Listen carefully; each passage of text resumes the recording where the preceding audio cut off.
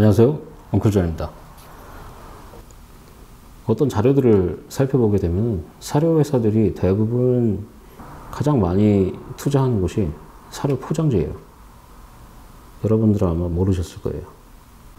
간단히 상식적으로 생각하기에 어떤 좋은 사료를 더 만들기 위한 어떤 노력이나 이런 것들이 투자를 많이 할 것 같지만 사실 그거는 그렇게 돈이 안 되기 때문에 심지어는 이 사료가 왜 개한테 적합한지에 대한 연구 결과도 아직 없어요. 이게 보통 7년에서 10년 이상 걸리는 일이거든요. 지금도 돈을 잘 벌고 있는데 굳이 거기에 투자할 이유가 없죠. 이러한 일이 생겼음에도 불구하고 앞으로도 계속 사료를 먹여야 되는지 안 먹여야 되는지 이것을 판단하려면 일단 사료 회사들이 어떻게 사료를 만들어가고 또 어떤 문제들이 있고 대안은 무엇인지 우리가 한번 알아볼 필요가 있어요. 균형 잡힌 식사, 편리함, 이 두 가지가 가장 큰 이유일 거예요. 이 사료를 먹이는 데 있어서. 하지만 그렇게 균형이 잡힐 정도로 굉장히 개들을 위해서 좋은 재료들만 선별을 해서 사료를 만들까요? 이렇듯 저나 많은 분들께서 이 사료 회사들을 못 믿는 부분 가운데 하나는 AAFCO라는 기관 때문이에요. 말 그대로 사료 회사들의 모임인데 얘네들이 사료의 전반적인 어떤 라벨에 들어가 있는 그런 성분의 정의나 명칭을 자기네 기준들에 의해 만들고 거기에 대한 정의를 자기네들이 스스로 내려요. 이 라벨에 나와 있는 성분들을 읽어보시면 알겠지만 미국 사람들도 못 읽을 정도로 이상한 단어들이 많아요. 그래서 그거를 따로 해석한 사이트들도 있습니다. 이게 되게 아이러니하죠.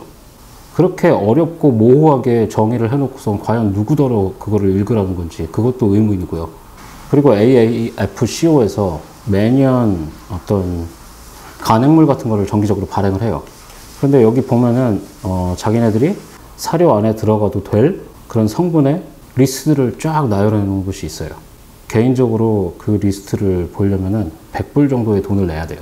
그런데 그 리스트를 살펴보면 정말 이상한 내용들이 많습니다.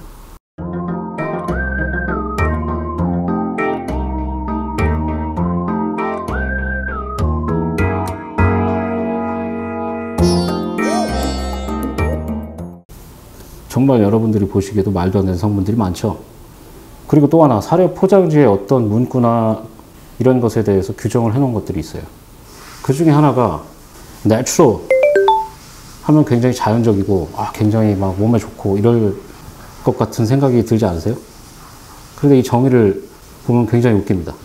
사료나 구성 성분은 식물, 동물, 채굴로 인하여 발생한 원료만 가능하며 가공되지 않은 상태거나 물리적 처리, 열 처리, 적출, 정화, 추출 등의 가공 처리의 대상이어야 함. 어딘지 이상하지 않으세요? 그리고 또 하나 말씀드릴게요. 오르게닉, 굉장히 유기농, 좋을 것 같은 그런 단어죠. 유기농 닭이라는 말을 쓰려면은 유기농 닭이 3% 이상 들어가야 되고 나머지 67%가 그냥 다른 유기농 성분이면 돼요. 그럼 나머지 30%는요. 유기농이 아닌 닭고기 지방이나 닭고기가 포함이 가능하단 말이에요. 그렇게 적혀 있어요. 또 하나 사료의 문제 중에 하나가 다른 나라보다는 국내의 문제인데요. 소분이라고 들어보셨을 거예요. 소분은 말 그대로 큰 포장을 들여와서 그거를 작은 포장으로 나눠서 담아서 판다라는 얘기예요. 당연히 경제학적으로도 훨씬 가치가 있겠죠. 많은 양은 싸고 그 다음에 그걸 작은 제품으로 나눠 놓으면 그만큼 단가는 더 올라갈 거예요. 그런데 여기서 문제가 있어요. 국내 소분법상 그 소분한 날짜를 정확하게 찍어야 돼요. 물론 유통기한은 그 전에 찍혀 있겠죠. 그런데 과연 이것들을 지키는 곳들이 얼마나 될까요? 얼마 전에 이런 일이 있었어요. 어떤 업체에서 소분한 사료에서 뭔가 나왔거든요. 그런데 제가 알고 있기로는 그 업체가 수입될 때부터 자기는 소분을 절대로 안 한다고 얘기를 했어요. 그렇게 얘기를 하고 다녔던 업체가 그런 일이 생기고 나서 뭐라고 변명을 했냐면 딱 그때만 소분을 했대요. 여러분 믿어지세요? 저는 개인적으로 믿어지지가 않거든요. 특히나 또 하나 이 사료에 대해서 문제가 되는 것이 라벨 중에 바이 프로덕트라고 많이 들어보셨을 거예요. 굳이 번역하자면 부산물이라는 뜻인데 부산물 같은 경우 국내에서는 많이들 드시죠. 뭐 닭 내장이라든가 외국에서는 먹지 않는 것들을 분명히 국내에서는 먹는 경우가 있어요. 그런데 과연 그 부산물들이 갓 잡은 신선한 것에서 부패되지 않은 상태에서 온 것이냐, 아니면 FDA가 그냥 승인할 정도로 안락사된 동물의 부산물이냐, 아니면 길에서 원인 모르게 죽었을 어떤 동물의 부산물이냐, 이게 문제인 거죠. 예를 들어서 어떤 독성물질을 먹고 죽은 돼지나 소가 있다라고 합시다. 뭐 이렇게 생각하시는 분들도 계실 거예요.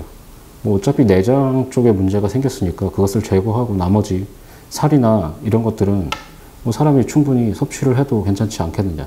그것을 용인하시는 분들도 있겠지만 그렇지 않으신 분들도 계세요. 그럼 용인한다라고 칩시다. 그랬을 때 그 내장은 어떻게 되느냐 이거죠. 그걸 또 개 사료로 만들어서 개한테 준다? 개한테 이상이 없을까요? 굉장히 이걸 어려운 문제고 정말 전문가가 아니면 다루지 말아야 할 문제라고 생각을 하시는데 아니에요.